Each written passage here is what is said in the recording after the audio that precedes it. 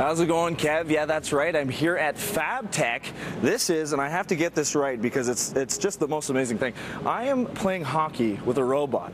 That's right. I've convinced the developers from ABB over here, Nick McDonald and Aaron Elliott. How's it going, guys? Very good. Very good. Thanks. Excellent. And this is crazy. If we can actually get a look at this, this is what I will be playing against, which innately everyone will know that a robot is smarter than I am.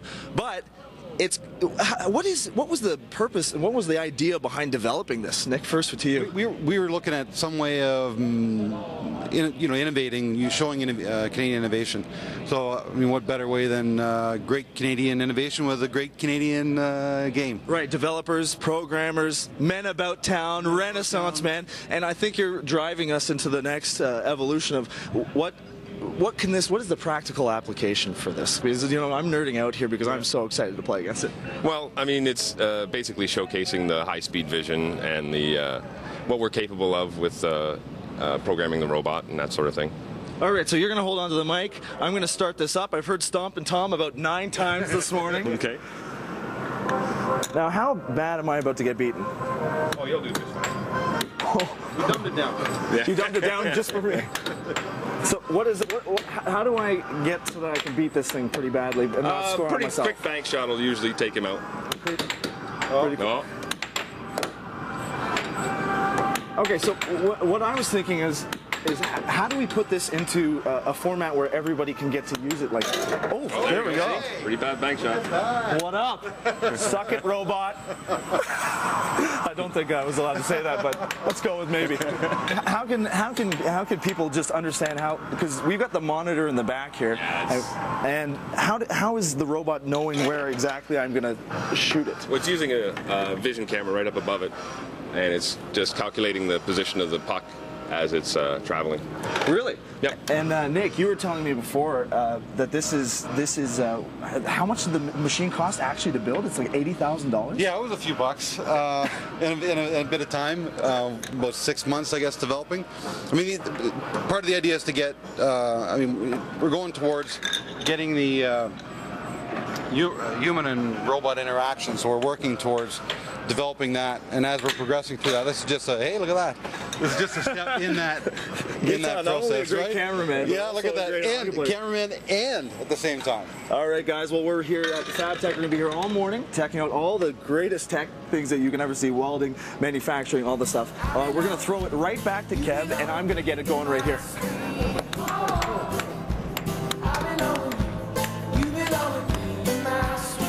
Let's see how he does. We'll be back with more BT right after this. Stay with us. Come on. Come on, Brad. Put your A game on. Put your A game. Dig deep. Dig deep. You can beat it. It's a machine. Again. Oh, there you go. There you go. Yeah, we're here at FABTECH. This is Wesley Reeves, from the sales manager from Laser Marketing Systems. And this is incredible because we're about to go Star Trek on you a little bit. So to walk us through this, how do we do this? This is a laser printing system. We're going to actually put, let's show the graphic of it right here if we can. It's this one. And this is the graphic that's going to be put on a card for me by a laser beam. This is like Dr. Evil's fantasy right here, freaking. Okay, so how do I open this? I do the LC. Yep, exactly. I'm going to do the Star Trek open. There you go. Beam me up. Okay, so I put it in just like this. All prepared with the card. Right. Close up the door. And now what do I do? Number 2 there. Number 2. Yep. And then we're going to start the laser. We're going to start the laser! And immediately it starts to Okay, so tell us about this. How long has this technology been around for? About 40 years. And what's the difference between 40 years? That's a long time. Very long time. People probably wouldn't know that. No. Lasers have been around for 50 years now. And how much different is this from back in 40 years ago? Well, it's just like the computers, where they used to be the size of a room. Lasers used to be, 6 feet long rail, and now it's condensed to maybe a 1 foot box. Now, while it's printing, how does this actually get from a laser? Is it's heat? Is it? Well, this is infrared light, so it when it hits the part, it heats the part, and it causes a thermal reaction which just changes the color on this white card here. That is really cool if you can see that happening. I've never actually been printed on a card before. Can you this sounds like probably an awkward question, but can you tattoo somebody? Is that the same kind of premise? Or I wouldn't want to do it to myself. You wouldn't want to do that to yourself. How long does this usually take to get the image on the card? In this case, we got some high resolution graphics, so this takes about 85 seconds for what we're doing today. And we have some finished ones right here. So this would be the finished product. That's crazy. And I'm going to get my own personally made right after this. And we're going to throw it right back to Kevin and Dina. And thank you for pointing out my Days of Our Lives obsession. That was great. No problem, Brad. We're here for you. Well, guys, don't be jealous of my duds right now because I'm looking like super cool. Down here at FABTECH, it's open March 8th. Pharrell Williams. It's my new Pharrell hat. This is FABTECH, open from March 18th to 20th. It's open to the public, so you guys can actually come down here and check it out. And this is Blaine Parkinson. He's Director of Sales and Marketing from Fronius, and he's the guy who had the bright idea to put me in the suit and let me weld. There's a few other people that got involved in it, but yes. So tell us what we're going to do, and tell us specifically about the machine. Sure. You're going to be attempting to weld. Well, you'll be able to weld, no problem. With the world's first lithium-ion battery charger, battery welder, right. TIG and stick machine. TIG and stick machine. Try saying that 10 times fast. TIG, stick, TIG, stick, TIG, stick. Brian here will show you what you have to do, and then you're good to go. Awesome. Good luck. Brian, let me know what I got to do here, because this is, I failed grade 6 art, so I hope you're not expecting too much. You actually look like a welder, so you might be able to weld. So let's give it a go here. Okay, so what do I got to do? So basically you're going to take this stick electrode, you're going to insert it in the holder here. Once you do that, the circuit's now alive. All you got to do is just pretend you're scratching the electrode on the workpiece, strike an arc, and keep it stable, and put a nice weld bead down there. Let's do that. Is it bad that I'm nervous? No, it's good. Okay, let's switch up. You take my mic. All right, I'll take your welding tool. This is the famous last words, as they say. Oh, God. Right.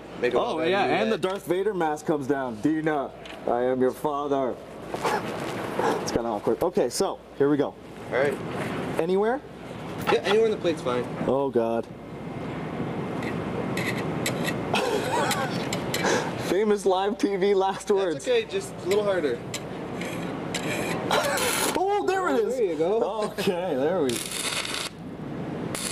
So what is actually happening right now? So basically what you're doing is you're generating an arc between the electrode and the workpiece there with the DC power source, and melting that electrode in the workpiece and depositing a weld metal there. This is crazy. Like, how long does it take you to get really good at this?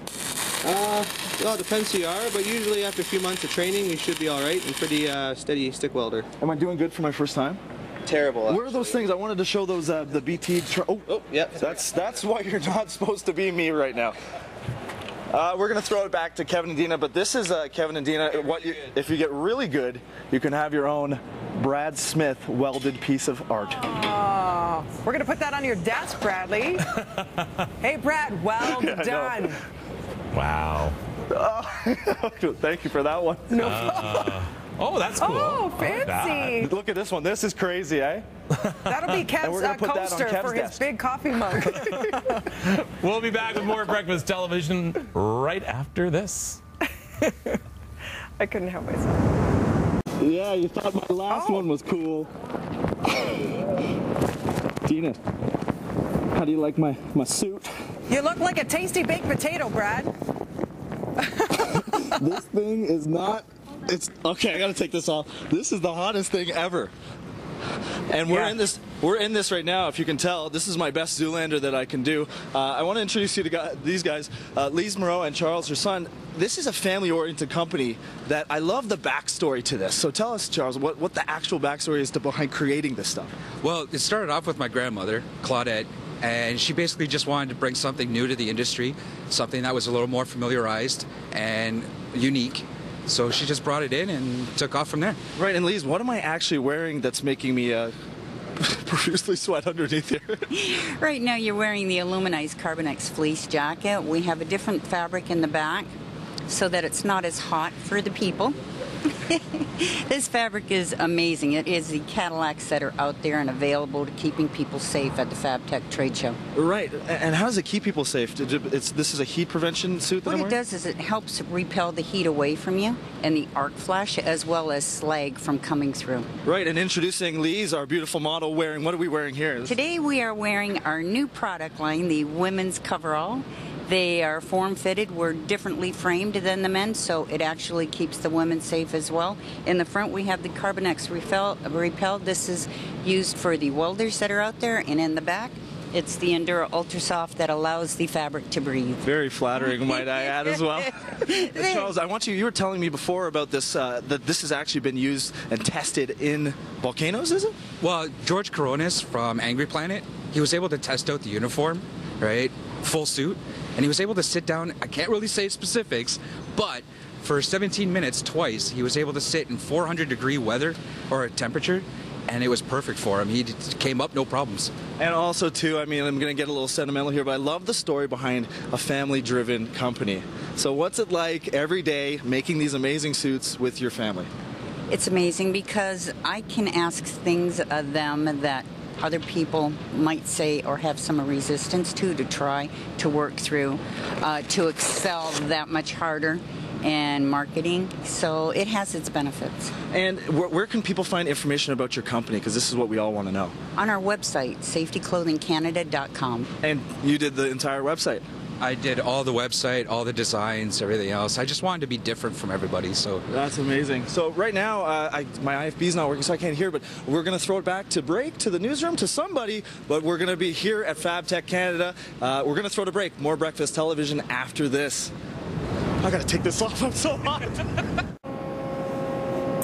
Welcome back to Breakfast Television here at the Toronto Congress Centre for the FABTECH Canada. This is an all-encompassing venue for the latest technologies. It's March 18th to 20th, or go to FABTECHCanada.com. Open to the public, so come and check it out, because I'm getting my geek on today, and it's been just such an amazing time. I want to bring in Joey B.